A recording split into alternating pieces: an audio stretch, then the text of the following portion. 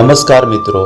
पुरानी पीढ़ी के लोग अपने जीवन में 100 साल जी पाते थे, लेकिन आज के ज़माने में 60 से 70 साल का जीवन को काफ़ी माना जाता है। और उसमें भी जो लोग अच्छे होते हैं वो तो और भी कम उम्र में ही इस दुनिया को छोड़कर मृत्यु को प्राप्त कर लेते हैं। और आपने यह भी सुना होगा कि भगवान अच्छे लोगों को जल्दी बुला लेते हैं, लेकिन क्या आपको पता है कि ऐसा क्यों होता है?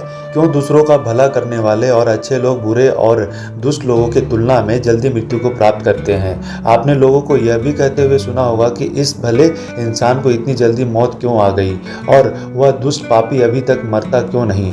आज की इस वीडियो में हम इसी प्रश्न का उत्तर ढूंढने की कोशिश करेंगे। आध्यात्मिक और ज्ञान वृद्धि हेतु आप हमारे चैनल को सब्सक्राइब करें। चलिए वीडियो को शुरू करते हैं।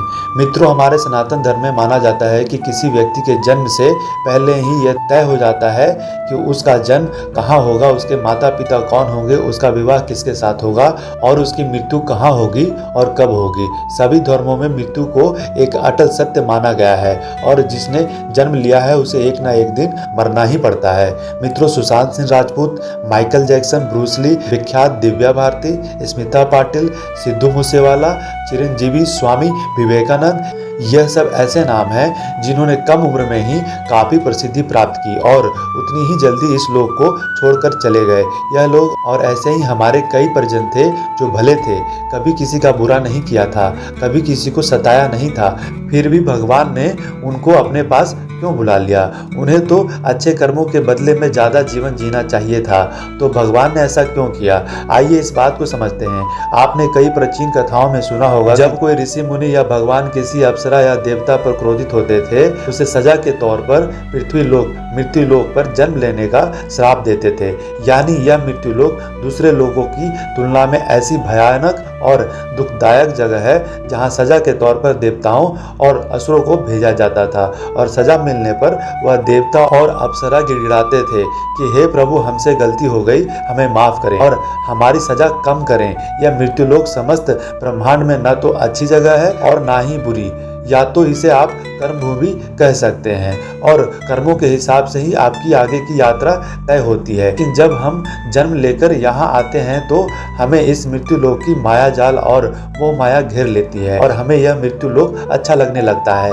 हमें इस मृत्यु लोक और यहाँ रहने वाले लोगों से मोह हो जाता है। हम इस मृत्यु लोक को छोड़कर नहीं जाना चाहते और हमारे कोई साथी इस मृत्यु लोक को छोड़कर चला जाता है तो भी हमें दुख होता है। जब किसी इंसान की मौत होती है तो वह जीवात्मा यमराज के वहाँ जाती है और वहाँ उसके कर्मों का लेखा जोखा होता है और देखा जाता है कि उस जीवात्मा ने अच्छे कर्म किए हैं या बुरे कर्म किए हैं। अगर किसी जीवात्मा ने मृत्यु लोक में बहुत बुरे कर्म किए हैं तो बहुत ज़्यादा लोगों को सताया है, लूटा है, दुख पहुंचाया है, तो उसे दूसरे जन्म में उन सभी को हिसाब चुकता करना होगा और इसीलिए उस जीवात्मा को लंबा जीवन दिया जाता है। और यदि जीवात्मा ने अच्छे कर्म किए हैं तो उसे अगले जन्म में कम सांसें दी जाती है। अब कई लोग कहेंगे कि अच्छे काम करने वाले को लंबा जीवन देना चाहिए और बुरे काम करने वाले को कम जीवन देना चाहिए, लेकिन भगवान ने तो व्यवस्था बनाई है वह सही है और उत्तम है, क्योंकि इस मृत्यु लोक में रहना और जीवन व्यतीत करना हमारा लक्ष्य नहीं है। हम जीवात्माओं का अंतिम लक्ष्य तो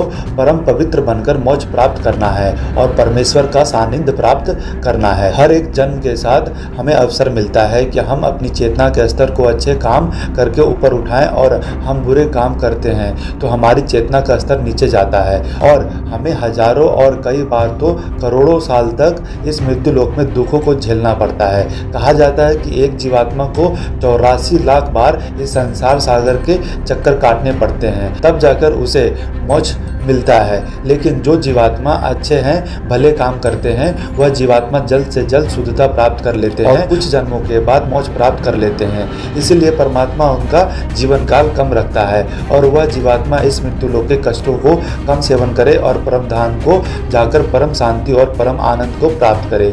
और इस जीवात्मा ने मृत्यु लोक में बुरे काम किए हैं, उसे मृत्यु लोक की यातनाओं को ज़्यादा देर तक सहन करना पड़ता है और कई हजारों लाखों जन्मों के बाद जब उसकी आत्मा पवित्र होती है तब जाकर उसे परम धाम की प्राप्ति होती है। दूसरी बात यह है कि हमारा इस मृत्यु लोक में जन्म किसी न किसी उद्देश्य से होता है और जब वह उद्देश्य पूरा हो जाता है तो भगवान हमें वापस बुला लेते हैं। ऐसा नहीं है कि सभी लंबा जीवन जीने वाले लोगों ने पूर्व जन्म में बुरे काम किए हो, लेकिन वह अभी तक जीवित हैं। इसका मतलब यह है कि उनके जीवन का उद्देश्य अभी तक पूरा नहीं हुआ है।